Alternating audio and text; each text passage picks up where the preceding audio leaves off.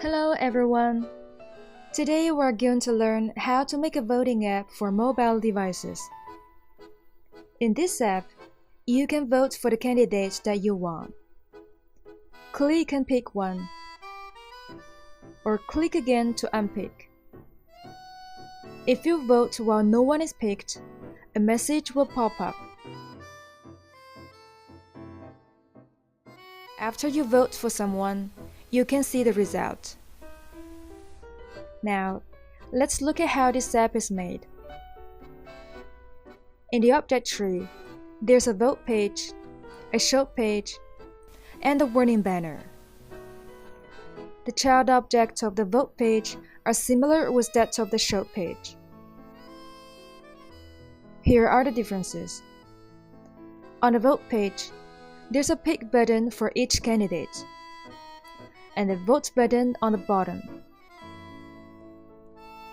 While on the show page, these two buttons are replaced with a result text and a thanks text. Now, let's see how the votes are counted.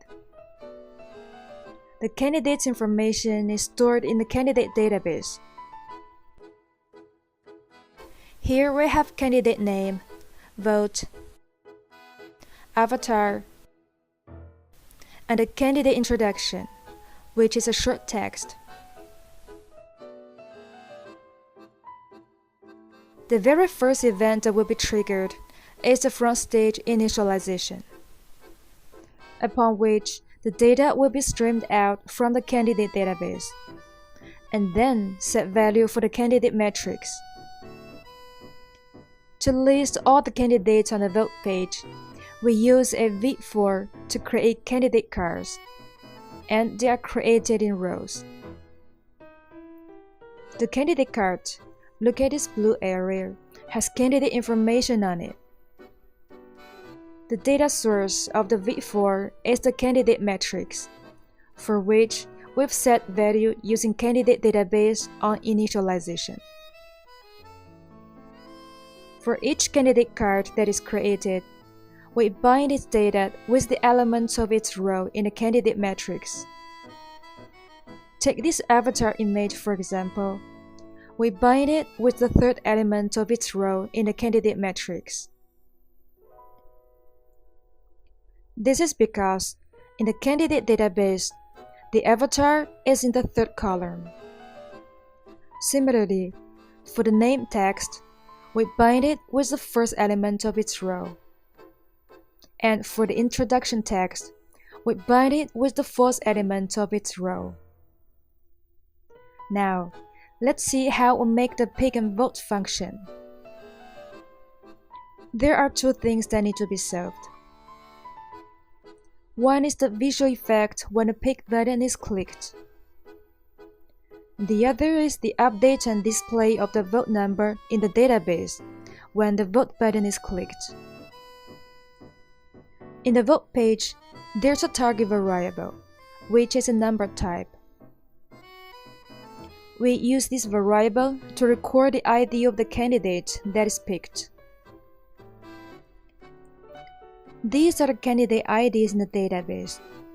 We set them as the value of the target variable when its candidate is picked.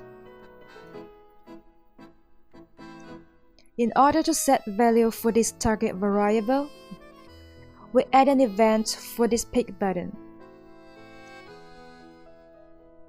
Under this event, there are two subconditions. The first condition is the ID of the clicked candidate is the same with the ID that is recorded in the target variable. This is the situation that you click the candidate twice, in which case he should be unpicked, which means no one is picked. And the target variable should be set to 0. The other condition is no one is picked, which we use other condition to indicate. In this case, we just go ahead to set value for the target variable using the picked candidate ID. Now, you can infer that This target variable is what we use to control the visual effect of the pick button and count the voting result. To set the visual effect of the pick button, we bind the pick button's properties with the value of the target variable under specific conditions. There are three properties that we need to bind: background color, text, and font color. The binding will judge whether the candidate which has clicked this time is already picked or not. And in either condition, these properties are set to specific values, like either purple or white, either a tick sign or a pick. By doing this, we can achieve the effect of changing the color and text of the pick buttons when they are clicked. To count and display the voting results when a vote button is clicked, we need an event for the vote button. Again, there are two subconditions for this event. The first condition is the target variable is not 0, which means there is one candidate picked. So the action is updating the candidate database.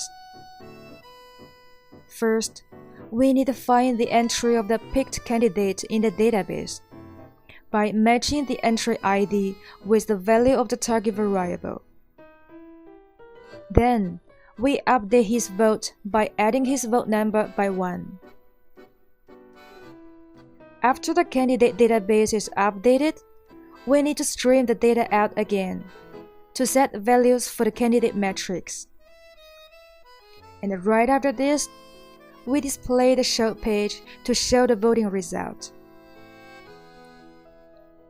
The second condition is no one is picked, in which case the value of target variable is 0.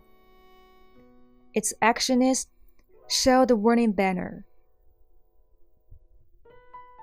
It means that this warning banner needs to be invisible on the initialization. It is visible only when you try to vote with no one picked. This is the whole event for the vote button.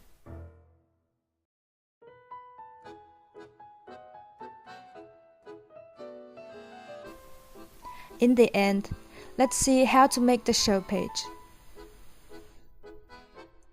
As we mentioned that there are only two differences between the show page and the vote page, so we can duplicate those child objects from the vote page to the show page.